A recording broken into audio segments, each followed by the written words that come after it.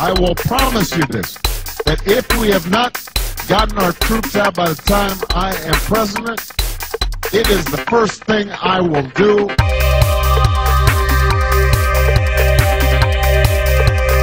You can take that to the bank. I will promise you this. I will promise you this. It is the first thing I will do. I will get our troops home. You can take that to the bank.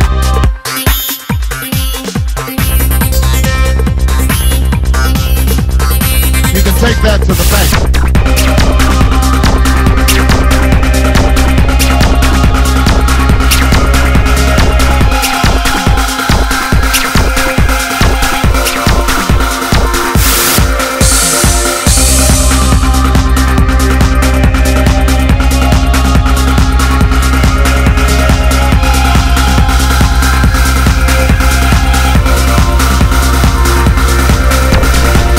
Take that to the bank.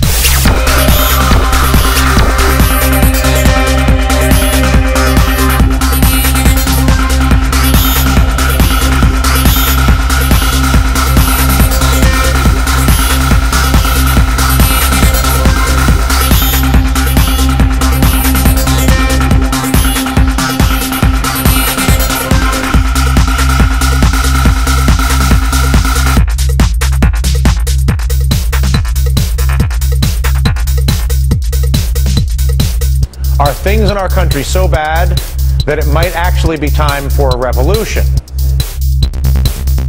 The answer obviously is yes. The only question is how to do it.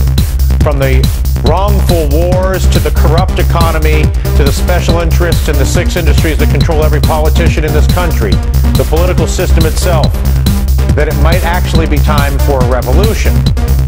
The need for real change and real action, perhaps even through violence.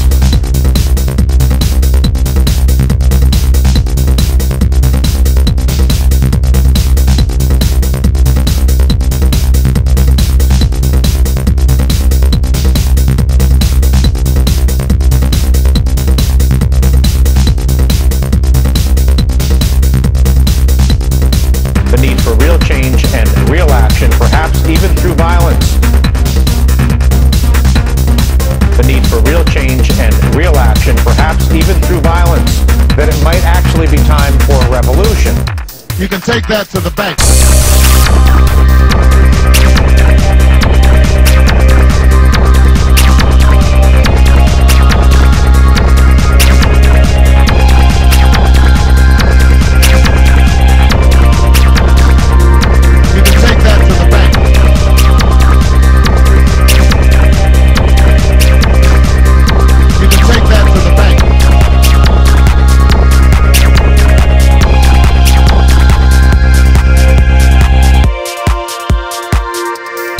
But to march shoulder to shoulder and to stand in solidarity with you is a far greater honor.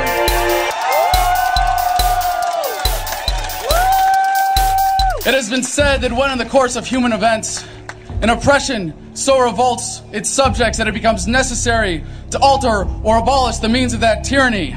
Is it that time when our Bill of Rights is defiled every day? When our adventures abroad threaten our security at home? When the Federal Reserve keeps our free nation enslaved by debt?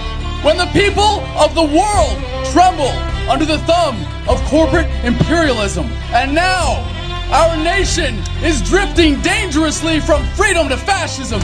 So I have to ask, is it time?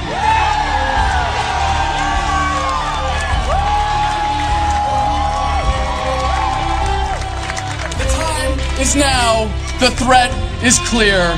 The bands of tyranny are tightening around America, and it is our duty to resist. As empowered patriots, let us take stock of our commitment to the ideals upon which this country was founded. America without her freedoms is like a body without a soul. The challenge before the freedom movement is no less than to bring about a revolution of values, inspire a renaissance of American politics, and breathe new life into the tortured body of our nation. We will meet that challenge with courage and love, and as always, we the people will prevail.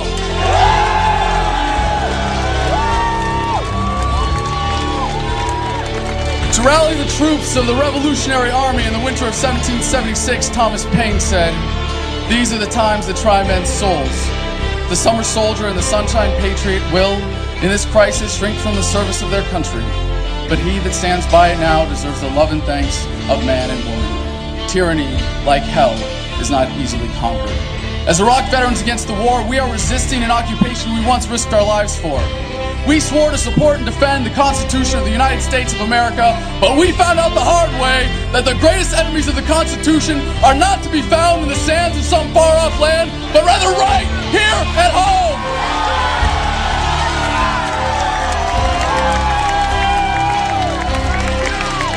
We are your new winter soldiers, and we are still defending America.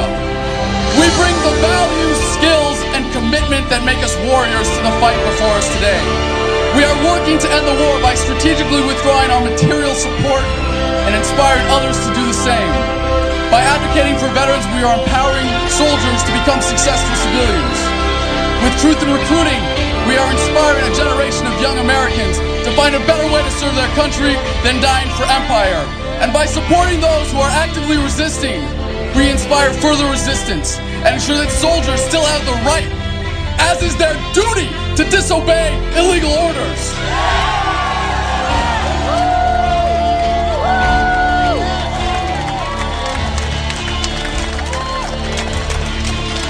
During the siege of Fallujah, a young Lance Corporal was shot through the side of his flak jacket in a firefight to the west of the city.